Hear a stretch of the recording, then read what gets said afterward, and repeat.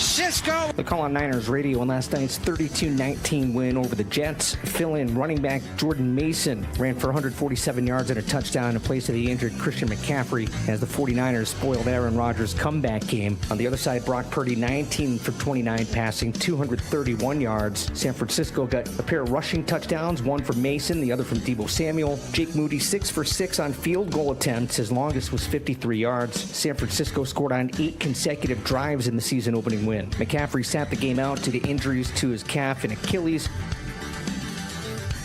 Bundle auto and home, renters or condo, and save with Progressive.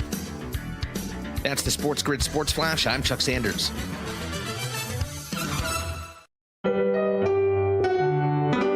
Timmy, everybody. Great job. Next up for our 5th grade class recital, we have Samantha. 10 times better performance can make a big difference. Castrol Edge Motor Oil gives your engine 10 times better high-stress performance. Castrol Edge, better oil for maximum performance.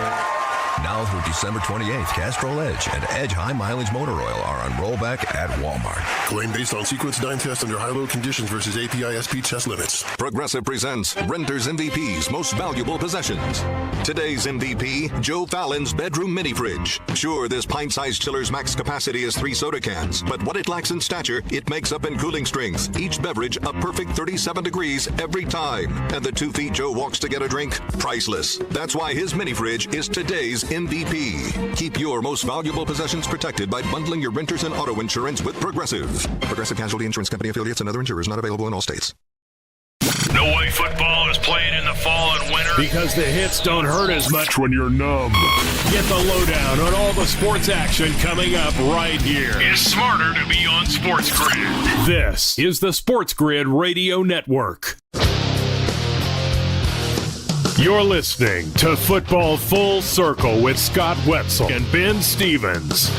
Yes, you are live on Football Full Circle. It is a Tuesday, recapping the entirety of week number 1 and the finale last night in Santa Clara between the San Francisco 49ers and the New York Jets. He is Scott Wetzel. I am Ben Stevens. Over the next hour, up until 1 p.m. Eastern time here on Football Full Circle on Sports Grid Radio, we get you set with everything you need to know. From week number 1, Aaron Rodgers' return against the 49ers in the season opener, and of course what we have in store for week number 2. It looks as though we're having a few technical difficulties with Scott Wetzel. We hope to have him join us here momentarily. So let's start with the end of week 1 before we move forward around the National Football League. The New York Jets in Aaron Rodgers' return on the road in Santa Clara against the 49ers. Scott Wetzel here now. Scott, I was just breaking down what we are going to discuss. The end of week number 1,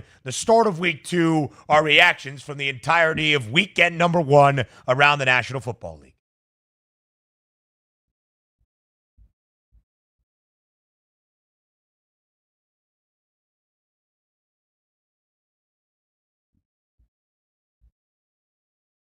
Four-letter network, no 3-letter. Nobody even had an inch of this story that McCaffrey wasn't going to play. So we find out a few hours beforehand he's not playing. You think perfect scenario for the Jets, right? And yet really the score was not indicative. It was a 2-score game, but in reality, This was all San Francisco last night, winning by 13.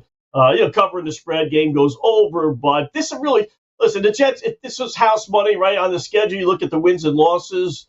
And they figured to lose this game, Ben, and at least they got out of it healthy, i.e. Aaron Rodgers. But, boy, he didn't look good. Didn't look horrible, but it didn't look good. And it was just one of those, almost like a throwaway game.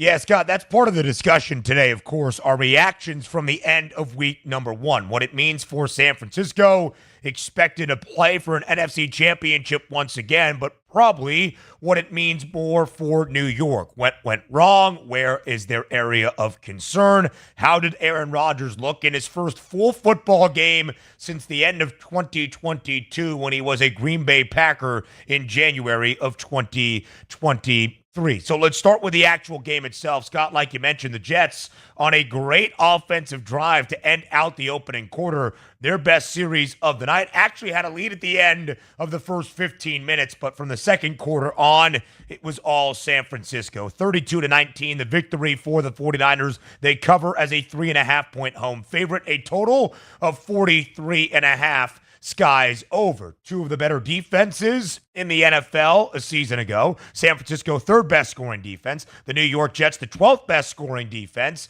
We thought this could be a defensive affair in week number one. Total goes way over. And Scott, to your point, it was really San Francisco in the final three quarters controlling the game. What did you make of what the 49ers put out there last night, covering at home, even without the best offensive player in the National Football League, Christian McCaffrey? Yeah, listen, they score a few more touchdowns versus field goals, and they would have put 50 on the board.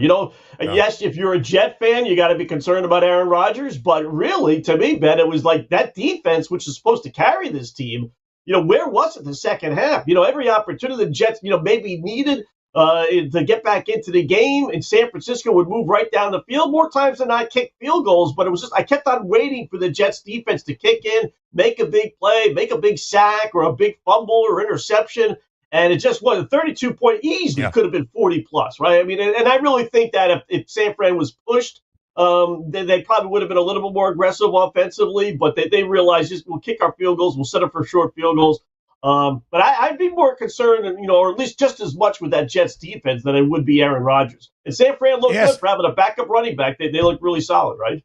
Yeah, Scott, I would agree with you in terms of the overall takeaway. I actually think the more concerning aspect of the Jets last night was allowing 32 points and 180 yards on the ground, and Christian McCaffrey was not out there for San Francisco. Jordan Mason got the start, the first of his career, entering his third season with San Francisco out of Georgia Tech. 28 carries last night for a $147 on the ground and a touchdown. He looked like Run CMC in a big spot in his first career start. Deebo Samuel involved. He had close to 80 total yards from scrimmage, a couple of carries last night as well. But to me, that was the concerning thing. Scott, the New York Jets had such an emphasis on the defensive side of the football field a year ago after the Aaron Rodgers injury in the season opener and only 4 offensive plays. So some of the yardage might be a little bit skewed because they were out there for so long and the focus was entirely with them. But again, 12th best scoring defense in the NFL, less than 21 points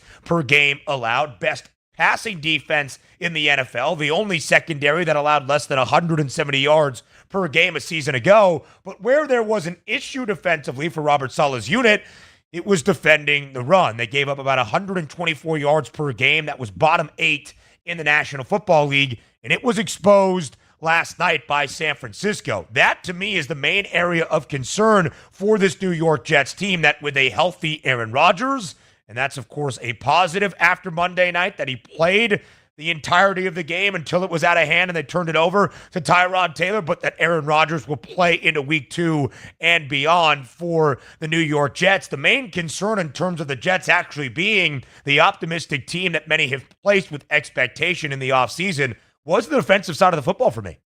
Yeah, absolutely. And listen, the NFL, good news, bad news for the Jets, Ben. The good news, if you want to say this, is they face Tennessee next week. Okay, right. Should be able to rebound, right? You talk about going from the top to the bottom. But the bad news is that's a road game.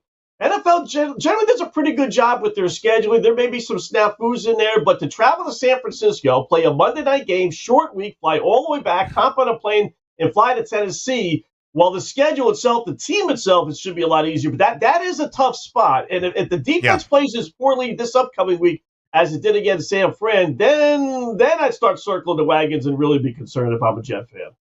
Yeah, the offense led by Brock Purdy, a lot better than that Will Levis will lead in Nashville on Sunday. Purdy himself, 19 of 29 for 231 yards. Did not throw a touchdown. Jawan Jennings, the leading receiver for San Francisco, 64 yards. Brendan Ayuk, who was on a snap count, 2 catches, a drop in the end zone on 5 targets for only 28 yards. Trent Williams played virtually the entirety of the game as well. So some good news for a San Francisco team, Scott, that really dealt with adversity of its own making throughout the offseason. And then you lose Christian McCaffrey, who was listed as inactive about 45 minutes prior to the game, and still to come out there and win by 2 scores in really what was a 3-score game late into the fourth quarter has to be a great side for the 49ers, and a 49ers team that was listed as a Super Bowl co-favorite in the offseason, the short favorites to win the NFC Championship,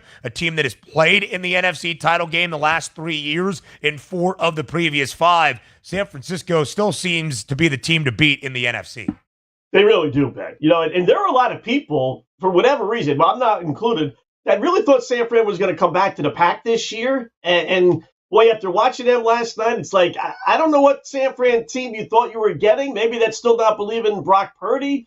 A lot of it was before the Brandon Ayuk re-signing, but, I don't see it. That team, to me, is still the best team in the NFC. We'll see what happens from this point on. But even without, like you said, without Christian McCaffrey, that they did miss a beat. They put 32 points on the board. What would they have gotten, if against one of supposedly the better defenses in the NFL? What were they going to put, 45, 50 on the board then if McCaffrey played? I think they're head and shoulders better than everyone else in the NFC, including Detroit, which is a good team, including Dallas and Philadelphia. But they're clear. They're over under bet real quickly, 11.5. They're not losing 6 times. No way. No. That's no. Over. Right? And the updated win total for San Francisco now up to 12.5 after the season opening victory. The 49ers plus 230 to win the NFC at this moment. It is half the price of Philadelphia. The Eagles have the second best number at plus 470. Now a focus on Aaron Rodgers and the Jets. That's next. Fall is coming. Don't look like an idiot at work. Know your stuff. Football and everything else. It's smarter to be on SportsGrid. This is the SportsGrid Radio Network. Legendary actor James Earl Jones has passed away. He was 93 years old. His agent, Barry McPherson, confirmed Jones died Monday morning at home in New York's Hudson Valley region. The cause was not immediately clear. The pioneering Jones worked deep into his 80s, won 2 Emmys, a Golden Globe, 2 Tony Awards, a Grammy, the National Medal of Arts, and the Kennedy Center honors. He was also given an honorary Oscar and a special Tony for Lifetime Achievement. In 2022, a Broadway theater was renamed in his honor. The U.S. government's Road Safety Agency wants the auto industry to design new vehicles, including increasingly large SUVs and pickup trucks, so they reduce pedestrian deaths and injuries. The National Highway Traffic Safety Administration said Monday that for the first time it's proposing a new rule setting testing and performance requirements to minimize the risk of pedestrian head injuries. The rule is aimed largely at big SUVs and pickups, which have grown in size and hood height over the years, causing blind spots for drivers. I'm Trey Westerberg with the SportsGrid News Flash. If I was to describe this sandwich in one word, I would say magical. Hi, this is Jamor, and the little thing that I love about the Chick-fil-A honey pepper pimento chicken sandwich is that extra oomph. I go back and forth from the spicy filet to the original filet. I get into the sweetness of the honey, then you have the extra kick from the spicy filet. The combination alone takes it over the top. It's award-winning. The Chick-fil-A Honey Pepper Pimento Chicken Sandwich is back with a bite. Try it with the original or spicy filet, now for a limited time. Real guests paid for their testimonial. Whether you own a local business or a global one, you're always looking for ways to position your operation to create opportunities and move on them faster. With Bank of America, you get access to experts, award-winning insights, and business solutions so powerful, you'll make every move matter, locally and globally. Visit bankofamerica.com/banking for business to learn more. What would you like the power to do? Copyright 2024 Bank of America N.A. Fall is almost here. It's time to stow the lawnmower and get ready for all that glorious action coming your way. Stay tuned to SportsGrid for all the strategies, angles, and info you need to get the winning edge. This is the SportsGrid Radio Network. You're listening to Football Full Circle with Scott Wetzel and Ben Stevens. So we know the San Francisco 49ers are a very good football team. The NFC favorites before the year got started. They have played in the conference title game 4 of the last 5 seasons. We think the New York Jets can be good, if Aaron Rodgers remains healthy all season long. Scott, for the better part of the last 2 off seasons, before Aaron's first year in New York and now entering year number 2 with the unfulfilled promise and only 4 offensive snaps in 2023, the expectation is sky high for the New York Jets. This was Aaron Rodgers in his first game, first full football game since January of 2023 that ended the 2022 season. 13 of 21 against San Francisco for 167 yards, a touchdown, and an interception. What did you make of Rodgers' first full game back in the National Football League? I would give him like a 7 out of 10, I guess. I wouldn't go down to 6. I certainly wouldn't go to 8, right? I mean, did he survive? Yes, which is obviously a lot more than what he could do last season, first game in. So did I take out of it like he's going to be the old Aaron Rodgers? Definitely not. I saw a lot of Tom Brady in his 40s last night in Aaron Rodgers that I saw Aaron Rodgers in his mid-30s. And don't forget, the last year in Green Bay, 2 years ago, he wasn't exactly great either. So it's really been 3 seasons. But if I'm a Jet fan compared to a Giant fan, I'll just say because I'm in the New York area as you are, Ben, right? I mean, if you're a Giant fan after one game, you're like, we're going to stink. Danny Nichols is just awful. That Wetzel dude was right on SportsGrid. He stinks, right?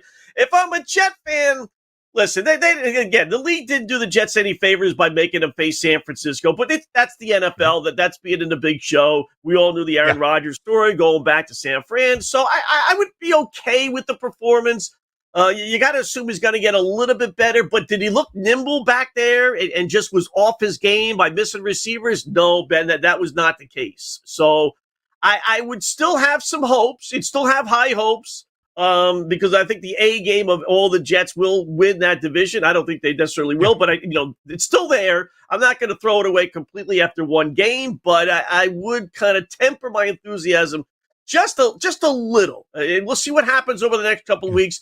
Schedule eases up, but again, a lot of road trips, a lot of primetime games. It's not going to be easy logistically, but at least the schedule eases up a little bit from what we saw, against obviously a really good San Francisco 49ers team. Scott, based strictly on what we saw out of Aaron Rodgers, my thoughts on the New York Jets have not changed. Again, I think the defense is far more concerning, at least up front.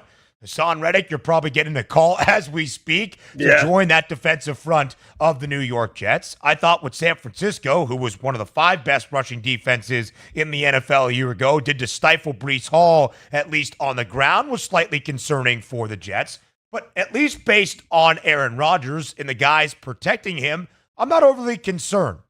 Let's put things into context. He's a 4-time NFL MVP, but he's played 1 full football game in the last 18 months. He's a 40-year-old guy coming back from a torn Achilles. Yes, it happened in the very first game, now about a calendar year ago, so there has been a lot of time to recover. It wasn't Kirk Cousins injured midway through 2023, but still a 40-year-old quarterback coming back from a very significant torn Achilles. It was about what I expected.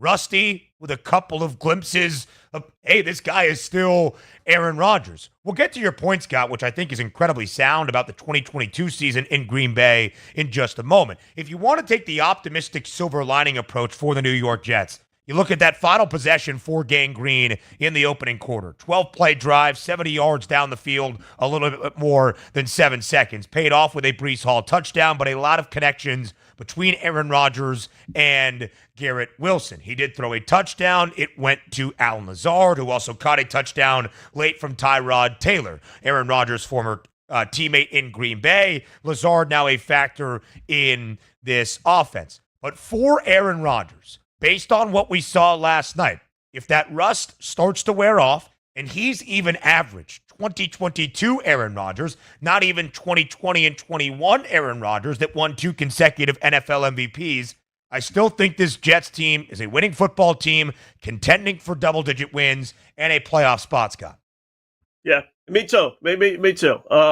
Will they win the division? I don't know. We'll see over the next 4 weeks when the schedule eases up again. But again, logistically, it's difficult. But at least the schedule, the teams they face are definitely winnable games for the New York Jets. So he moved around a little bit, but he did look stiff. Listen, he's 40 years old, right? That's bottom line.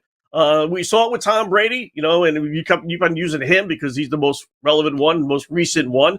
Where Tom Brady last couple of years, even though he won a Super Bowl, still did not move around that pocket nearly as much as he used to. And if that's going to be the case with Rodgers, I would expect a lot of short passes, right? You're not going to see a lot of 25-yard bombs, heading down the field. And I'll tell you the other thing, Ben, I looked it up this week. Now, things may change, but from Sunday on, all right, not including the two early games, there were only a handful of quarterbacks that threw for 250 yards. Forget about 300. Literally, there were I think I counted 4 guys that threw for 250 yards. And we're talking young guys, middle-aged guys, older guys. So I don't know what's going on in the NFL, but it's a lot of short rinky-dink passes. And if that's the case, maybe Aaron Rodgers is no different than everybody else. The passing game in the NFL has changed completely. There's no more, 40-yard pass patterns, cut down the middle, the old flag play or something like, now everything is like a 5, 6, 10-yard play. And if that's the case, he should be able to have success in those type of offenses, right? Yeah. Scott, one of the great things about Aaron Rodgers, not a Lamar Jackson, Josh Allen, bruise or blast right past you type of runner, but was always so incredibly selective about when he took off and the mobility to even extend plays with his arms and then obviously his legs leading the way was a huge thing for Aaron Rodgers. To your point about 2022, again, for further context on this guy that we place a ton of expectation on to lead the New York Jets to a playoff spot. In the 2022 season, he was a starter in Green Bay for 15 years. In 13 of the 15, he played at least 16 games. 2022 was the fewest amount of passing yards he threw for in those 13 fully healthy seasons. The second most interceptions in his starting career, only overcome by his rookie season. Tied for the second fewest amount of touchdown tosses as well. That's the last we saw Aaron Rodgers fully healthy. The Jets hope it continues in 2024. More to come on Football Full Circle next. There's smart. And there's not smart. Not smart is hope as a strategy. It's smarter to be on SportsGrid. Keep it here. And win. This is the SportsGrid Radio Network. The SportsGrid Radio Network presents This Date in Sports History. 1960, future Hall of Famer Jerry Lucas scores 23 points as the U.S. wins its 5th straight men's basketball Olympic gold medal. Lucas was a winner wherever he went. He led the Ohio State Buckeyes to 3 straight NCAA finals, winning the national championship in 1960. Lucas won an NBA championship in 1973, the New York Knicks. For SportsGrid Radio, I'm Mike DeMurgis. The Technology Minute with George Capalbo. Purdue University physicists have opened the world's first quantum disco with the world's tiniest disco ball. And by tiny, I mean a disco ball 1/100th the width of a human hair, made of glowing fluorescent nanodiamonds levitating inside a pure vacuum, spinning 1.2 billion times per minute. The point? Not to improve your platform shoe disco finger, but to simulate what happens to qubits inside a quantum computer. Computing power that could be 150 billion times faster than yesterday's supercomputer. And that's a lot cooler than John Travolta doing the funky chicken. Follow me at Capalbo on X and stay tuned to the Technology Minute for more cool stuff like this.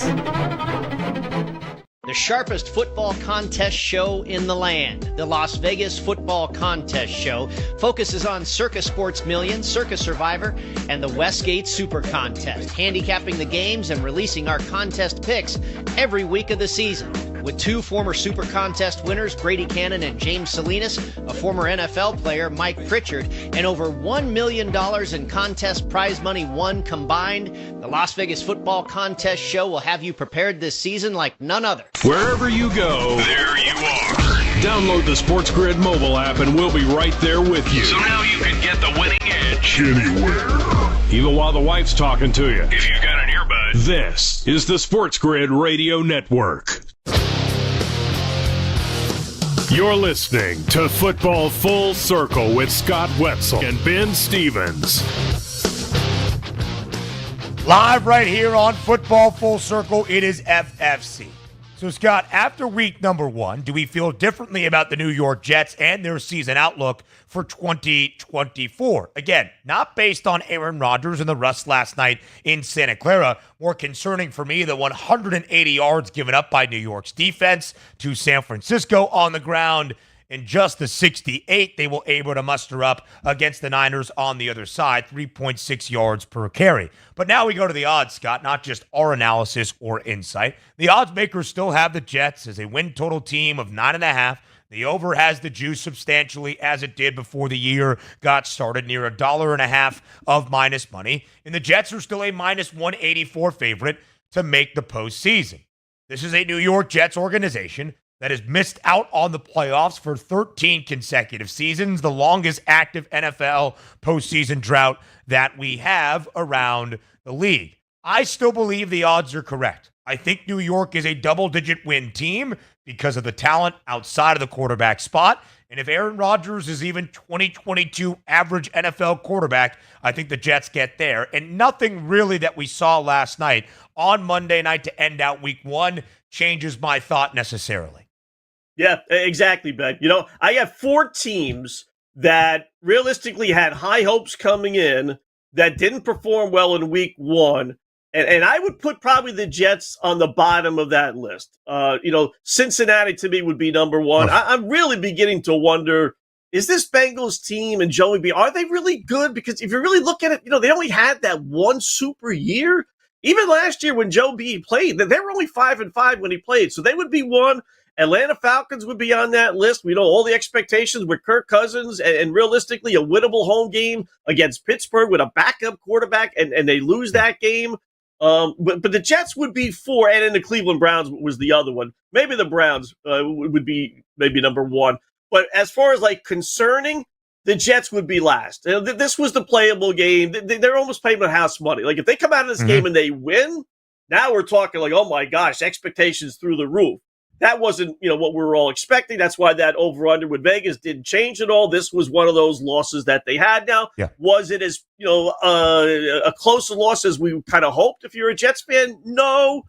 But you got through it. First game, all the hoopla surrounding Aaron Rodgers and everything else. Again, not a reminder that you need to know, but he didn't even play one game last year, Ben. So all the Jet fans' expectations for last year carried over into this year. So much buildup. Just see him out there for a couple of plays. So you get out of that a loss. You know what? You move on. You take it for what it is. You deal with the schedule. So out of those 4, the Jets would be the least concerning for me if I'm a fan base of all those other teams.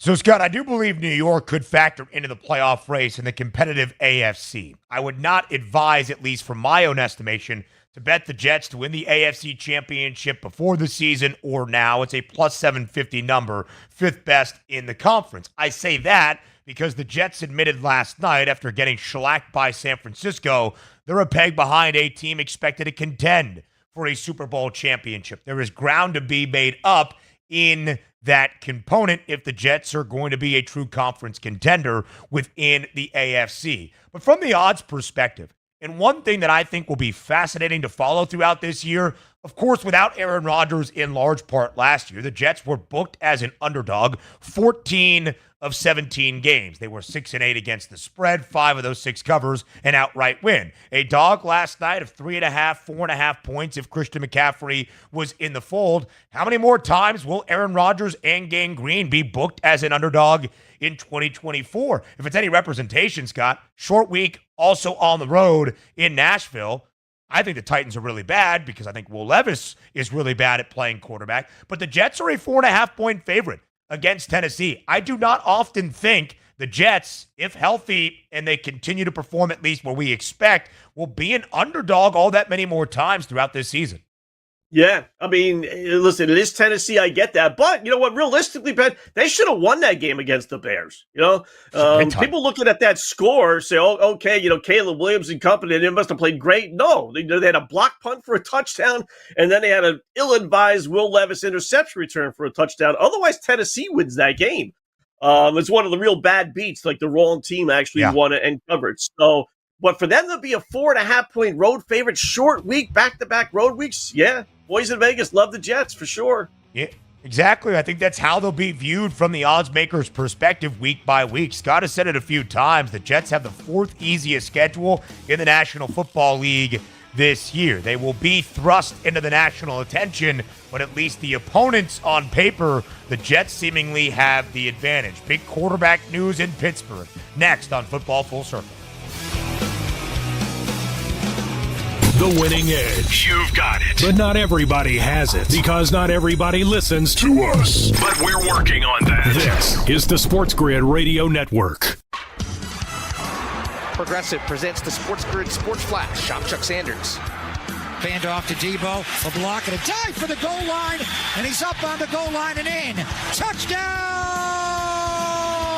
San Francisco. The Call on Niners radio on last night's 32-19 win over the Jets. Fill-in running back Jordan Mason ran for 147 yards and a touchdown in place of the injured Christian McCaffrey as the 49ers spoiled Aaron Rodgers' comeback game. On the other side, Brock Purdy 19 for 29 passing, 231 yards. San Francisco got a pair of rushing touchdowns, one from Mason, the other from Deebo Samuel. Jake Moody 6 for 6 on field goal attempts. His longest was 53 yards. San Francisco scored on 8 consecutive drives in the season-opening win. McCaffrey sat the game out due to injuries to his calf and Achilles.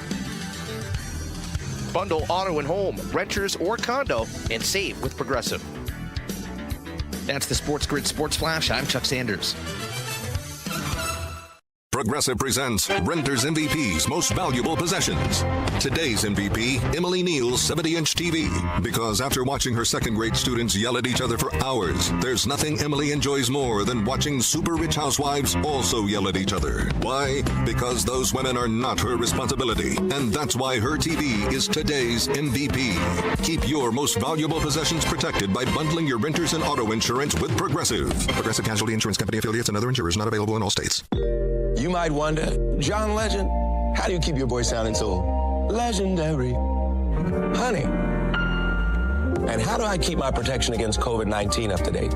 With a COVID shot this season, designed for recent variants. You can get your COVID-19 shot when getting your flu shot if you're due for both, as recommended by the CDC. The fresher, the better. Ask your healthcare provider about getting this season's COVID-19 shot when getting your flu shot. Sponsored by Pfizer. Days are getting cooler. The shadows are getting longer. You know what that means? It's football weather. So bundle up and keep it here for all the latest strategies and gridiron information. It's smarter to be on SportsGrid. This is the SportsGrid Radio Network.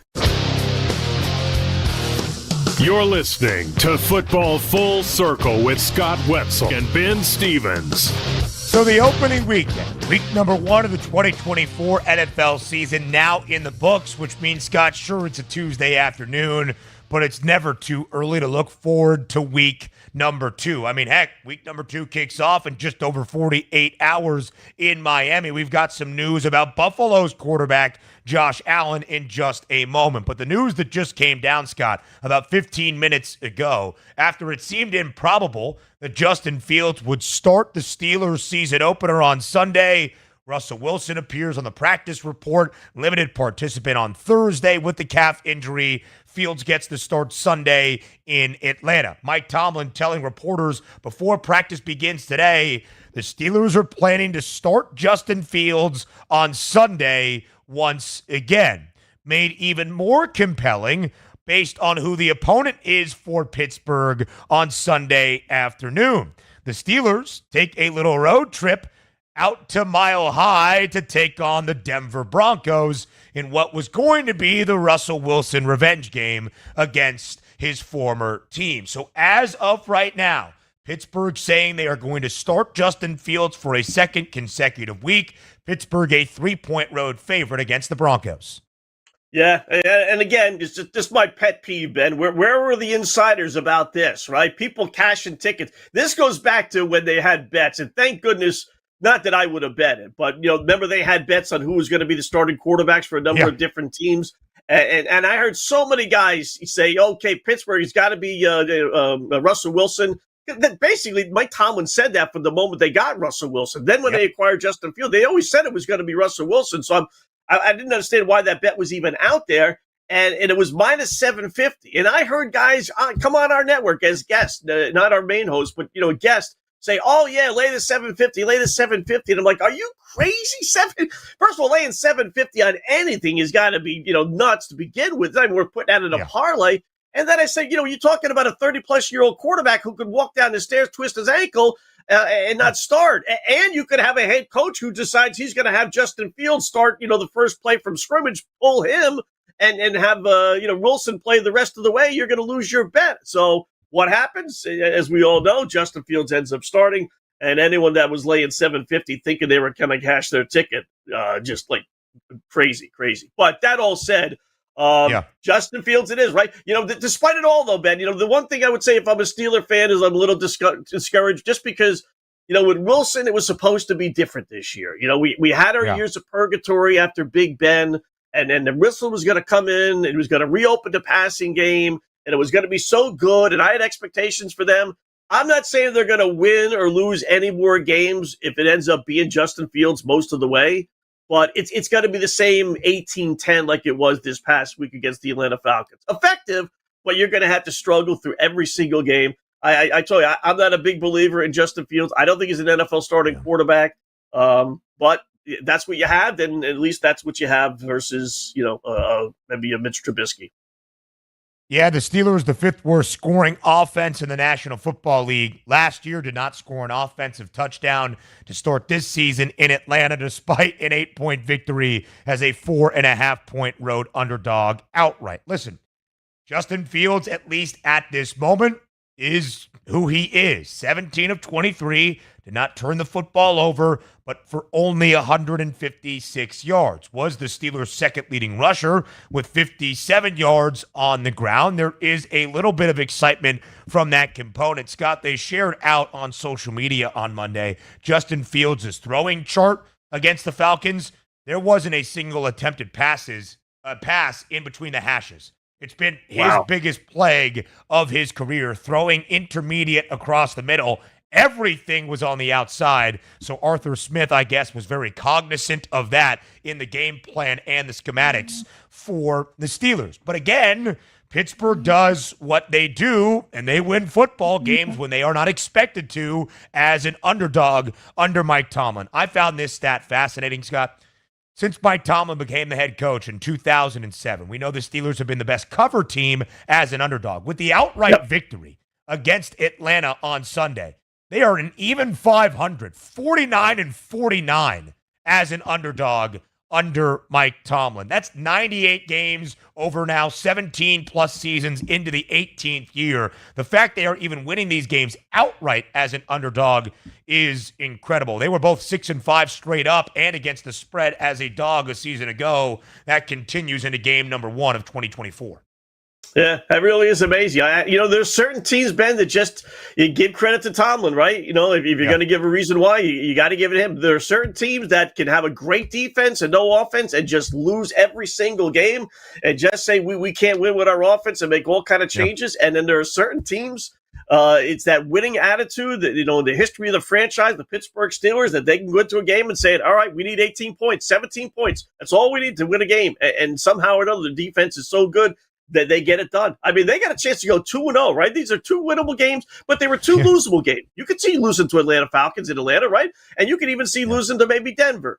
But to be able to come out of this season 2-0 after 2 road games, with the offense that they, are going to have, that's pretty darn good. But I'm not I love college football, Ben. Love it, right? As I know you do. But I don't want, I've said this many times, I don't want college football to become to turn into the NFL, or I don't want the NFL to turn into college football. I don't root for teams who have scrambling quarterbacks. I just don't think it's fair. There's every rule in the world that allows that quarterback to scramble, but that's that's college football. That's not the NFL. And I don't think ultimately you win on the big time level. We haven't seen Lamar Jackson do it. We haven't seen a bunch of quarterbacks that can scramble like the Dickens do it.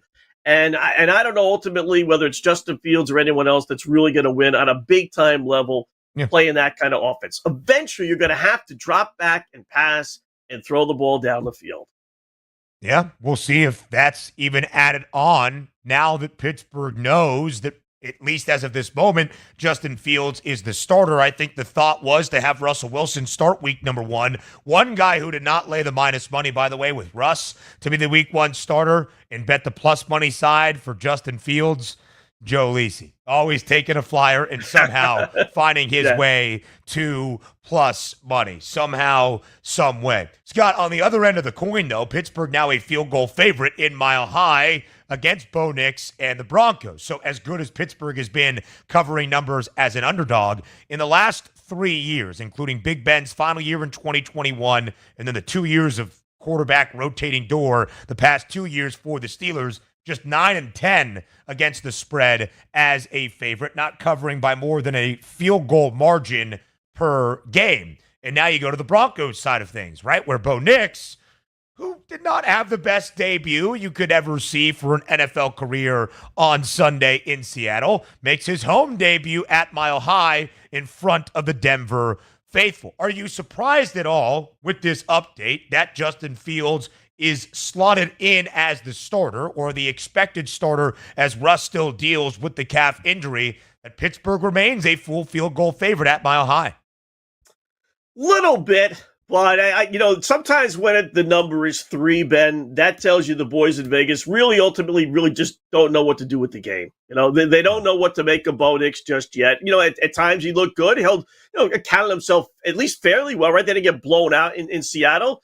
If dopey Sean Payton decides to kick an onside kick at the end of the game, maybe they win the game after they recover it. Instead, he decides to kick off. Another pet peeve of mine. But, at least he didn't, stink out the joint completely. And now you have Russell Wilson, and it is back-to-back road games, which is very difficult on a team. So I don't think they really know what to do. So I think they sided more towards the veteran team, the team that ended up winning, versus really thinking Pittsburgh. 3 points on the road, that would make them 7-point or so home favorite. I don't think they would be favored by 7 over Denver at home. Yeah. So I think it's more they just don't know where to put that game. So let's just put it at 3. The Broncos did not cover last week. Bo Nix threw 2 interceptions in his debut despite a rushing score. We'll talk the first game of week number 2. That's Thursday night in Miami. Up next, the Dolphins and the Bills AFC East divisional duel in the health of the left hand of Josh Allen. Next. Yeah, it's getting cooler. Football weather is here. Stay tuned for all the latest odds, strategies, and info. It's smarter to be on SportsGrid. This is the SportsGrid Radio Network.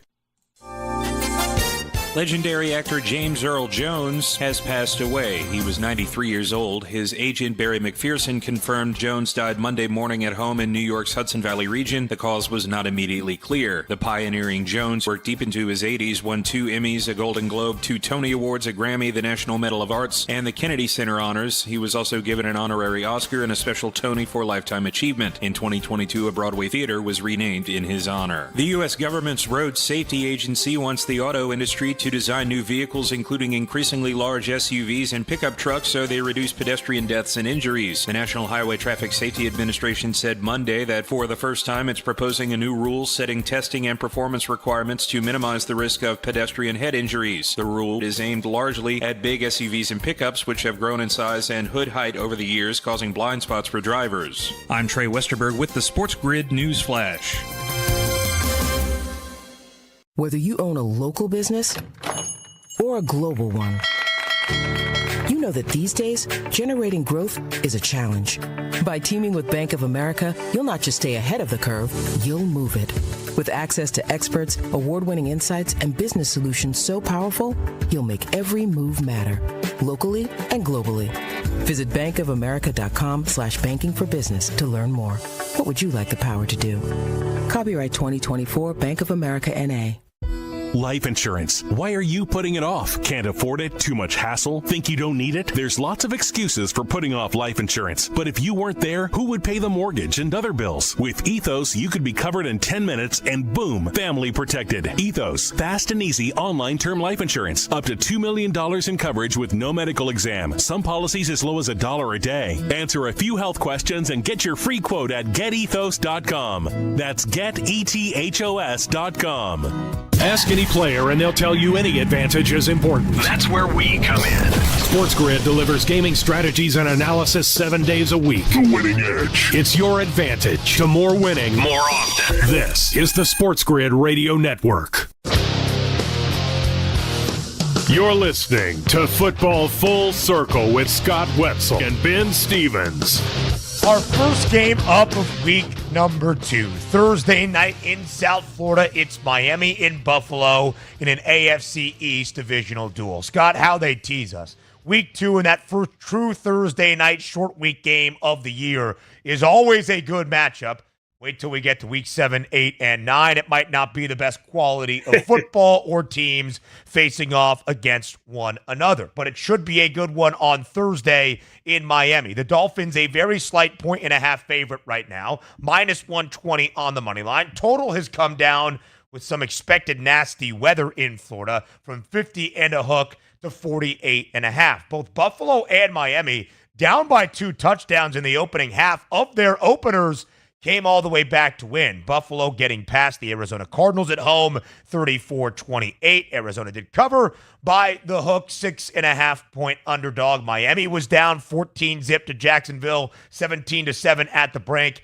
Blanked Jacksonville in the second and came back to win on a last-second 52-yard field goal from Jason Sanders, 20-17. Also not covering by the hook, the Jags a 3.5-point underdog. What did you make of both teams in week number 1? What do you think we'll see in week number 2? Yeah, we get to week 7, 8, and 9, then you start seeing some of the AFC South and NFC South teams kind of take over those Thursday night schedules, right? The New Orleans versus Carolina, or Indianapolis versus Tennessee games. So, but for now, we got a terrific one, right? I wasn't impressed. Listen, I'm a Dolphins fan, so I was not impressed with Miami. Very upset about the way they play. Outside of the fluky 80-yard touchdown pass, which with Tyreek Hill, really you can't say is a fluke. But outside of that, they didn't do too much. They went super conservative, settling for a 52-yard field goal at the end of the game. Ben, was a pet peeve of mine as well. I mean, you pay your quarterback $40 million a year 2 weeks ago. You pay your wide receiver $30 million a year 3 weeks ago. And what do? You run the ball a couple times, settling for a 52-yard field goal. Now, the guy made it, but he also just missed from 42 yards out Sanders, who's a good kicker, moments ago. So I thought that was dumb. More impressed with what Buffalo did. Started off slow, but that Arizona team's got to give a lot of clubs fits. They're going to be able to score. More impressed with them being able to rally back and get the victory for them. So it should be a good game. If you're the Dolphin, you got to win, right? I mean, they lost to Buffalo twice last year, including at the end of the season when really things were going at it. They blew that 14-point lead. They really have to have a major chip on their shoulder. Let's get the Tyreek Hill's nonsense, off the field away. Maybe it's going to work out well for the Dolphins. This is a short week, so they can maybe avoid some of that stuff that if you had extra days, it would be more of a story.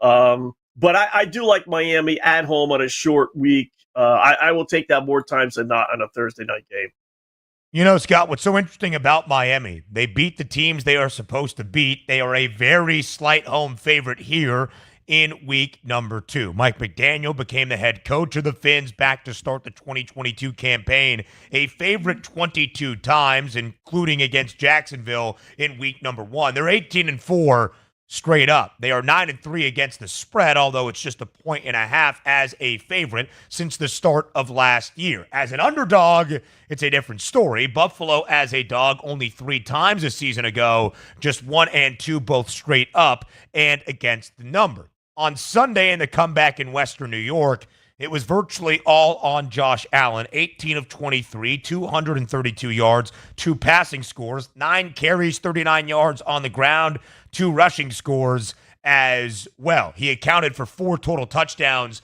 for Buffalo. Did leave the game, Scott, or at the end of the game as he was going through post-game press conferences and such. He had a pretty good wrap on his left hand, his non-throwing hand. He was asked about it. He said, listen, I'm no doctor, but I should be ready to go. And then the doctors agreed. They expect Josh Allen to play at full capacity on Thursday night. That is big for Buffalo.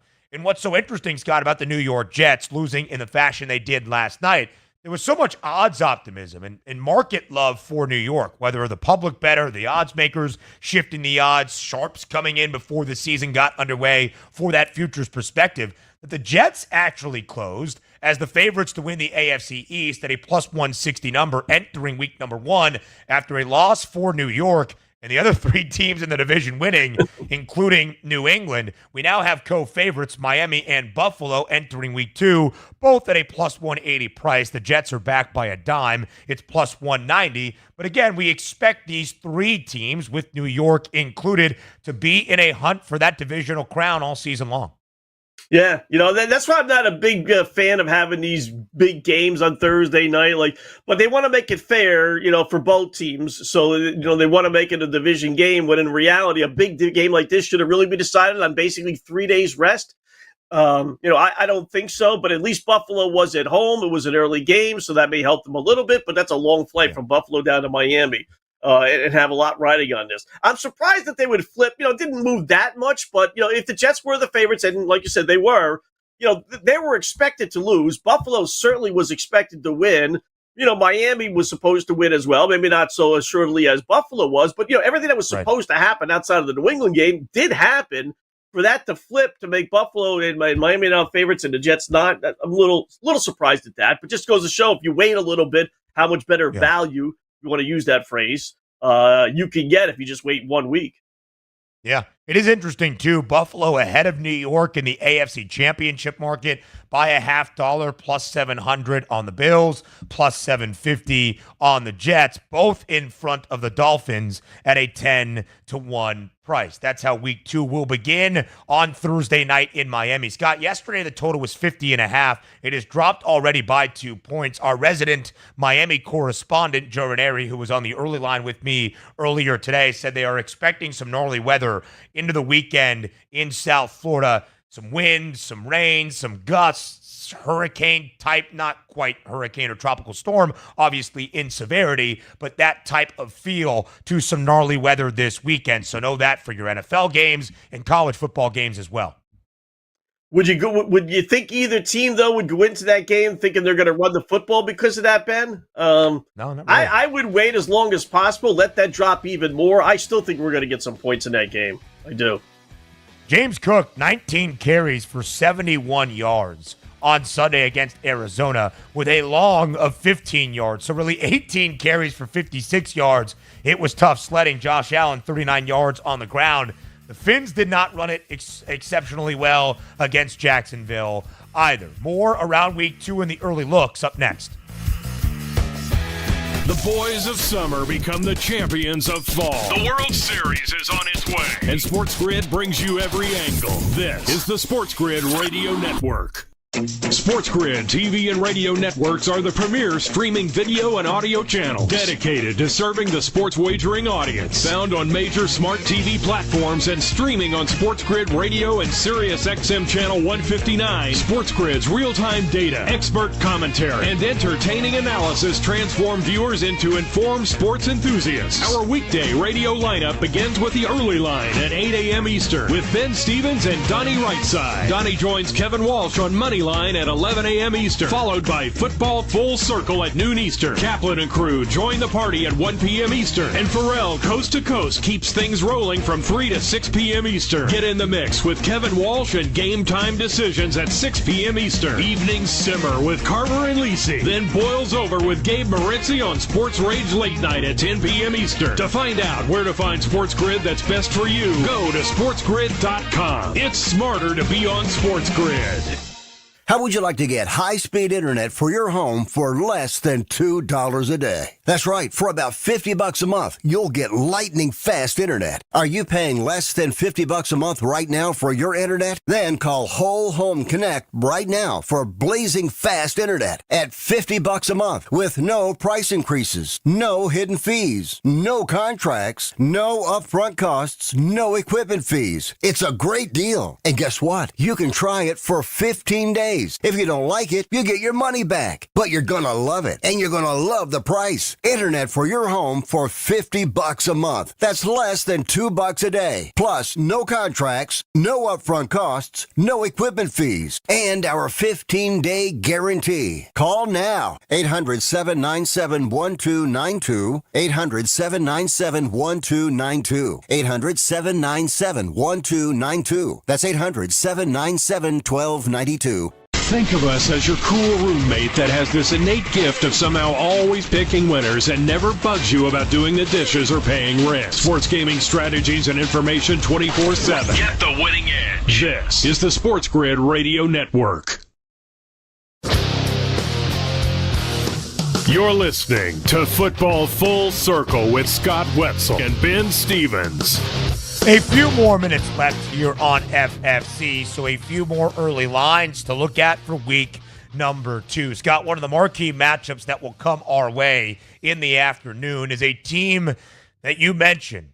What exactly to make of Cincinnati? The Bengals have been atrocious starting season since they got to a Super Bowl at the end of the 2021 campaign. They have lost their next 3 season openers, including the dismal performance on Sunday, against the New England Patriots. They lost that game 16-10. Cincy was the largest favorite of the weekend, laying 7.5 at home. They lost outright by a full score. Scott, in the last 3 years, the Bengals have lost that season opener, but not just lost it outright. They have been at least a touchdown favorite in all 3, and in 2022 and in 2023, not only did they lose the season opener, they lost week number 2. So enter Kansas City. Cincy goes to Arrowhead on Sunday afternoon as a 5.5-point underdog against the Chiefs. Is there any chance that Cincinnati hands KC its first loss of the year and picks up its first win? Well, we all point to the playoff game, right, from a few years ago when they made it to the Super Bowl, is them being able to win not only against Kansas City, but in Kansas City. So we all kind of point to them as the team that would be able to upset the apple cart right here. I was still a believer, Ben, but, I really am beginning to wonder. When it looked like Jamar Chase wasn't maybe really going to play, and then T. Higgins, and I started looking at the backup wide receivers for Cincinnati thinking, all right, there's got to be 2 or 3 other guys. There's like a bunch of nobodies. I mean, it's a who's who of nobody. Princeton wide receivers, 6th-round draft choices, and they have Zach Moss. He was pretty good. I get that, but, I thought they lost in the Mixon versus Moss swap, as far as running backs that they lost and those that they gained. I mean, I don't know. The defense wasn't there. That last series for New England, it was a telling series for me. Bengals punt the ball. New England needed not 1 but 2 first downs in order to run out the clock, and they got both, knowing that they were just going to run the ball, and they did. They ran for almost 200 yards against the Bengals defense. I mean, I don't know. I'm beginning. We dreaming into like 2-3 years ago when they made the Super Bowl, and in reality, they're just not a very good football team because they're looking down the barrel of an 0-2 start. They really are. You know what's so interesting, Scott, is at least the 0-2 start. We'll never know how 2023 would have ended if Joe Burrow did not suffer the season-ending wrist injury. But in 2022, they start 0-2. They were a 7-point favorite in both of those games. If you remember, week 2 was against the Cowboys. You would think Cincy wouldn't be a touchdown favorite to start the year against Dallas, but Dak was injured in the opener, so it was Cooper Rush, and they lost that game outright as well. But they did respond. They won 4 of their next 6, and then they won 8 straight to end out the regular season, into the playoffs, into the AFC Championship game against KC once again. Even last year when the Bengals started winless through their first 2 games, they did win 4 of their next 5, then suffered a loss ahead of a Thursday night game against the Ravens. That was the game that Joe Burrow did not complete and had his season come to a halt. So they've been resilient week 3 and on to get back into their winning ways, but you never want to start behind the 8 ball, and it seems the Bengals will. And this is a budding rivalry within the AFC. In fact, Cincy's been the Chiefs' best test each of the past 3 years. Cincy and Joe Burrow in their first 3 games against Patrick Mahomes in Burrow's career, They won all three, 2 in the regular season. Of course, the AFC Championship game in Arrowhead in overtime to end out 2021, to appear in that Super Bowl in LA. The last 2, though, have gone the way of Kansas City. 2022 AFC Championship game, and then last year in the regular season when the Chiefs in Week 17 actually really needed to beat Jake Browning in the Bengals to kind of hold on to the AFC West, and they did that. It just seems like a 5.5-point spread is very fair and maybe not enough for KC in this spot. If the Bengals keep it to within a touchdown, I think that's a pretty good effort. We'll see about T. Higgins. We'll see how Jamar Chase is feeling this week at practice, but it is a concerning time for Cincinnati to start. Yeah, it definitely is. It's it's monkey see, monkey do type of league, right? And there's Jamar Chase and all these other players, Ben. Now that Zach is in there, now they all got their money. CeeDee Lamb, Brandon Ayuk, they all got their money except Jamar Chase. He's got to realize that. And if you don't think that plays a little role, then you're kidding yourself. Andre Yoshivas, he was the wide receiver who had the second most targets for Cincinnati on Sunday against New England. They scored 10 points against the Patriots. Still will never let that go for costing me my survivor pool on the very first Sunday of the year. Scott Wetzel, Ben Stevens. Football Full Circle returns tomorrow, noon Eastern time on SportsGrid Radio. Now you've done it. You found the advantage for gaming, odds, and more. But we call it the winning edge for short. This is the SportsGrid Radio Network.